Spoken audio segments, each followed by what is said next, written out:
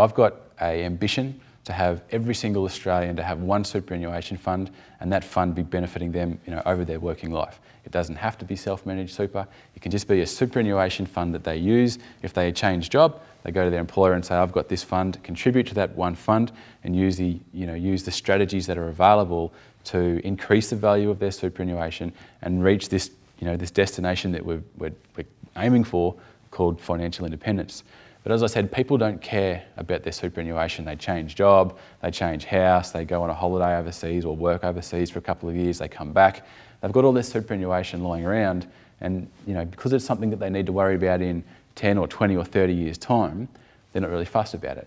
The statistics say that in Australia we've got probably close to $1.5 trillion in superannuation, but we've got about $13 to $14 billion in a lost superannuation fund. So the statistics say that 1 in 2 Australians has a lost superannuation fund, and the average fund, or the average value per fund or per member, is over $2,000. Now I've found $15,000 and $20,000 for a client that he didn't even know he had from a job 20 years ago, and tell you he was over the moon when he found it. But people don't really care about what they've got in superannuation, because they just think, oh look, it's going to be something which I'll need later in the track.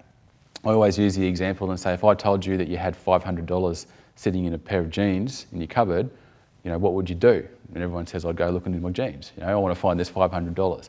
Well, your superannuation is money for the future, whereas that $500 is money for now.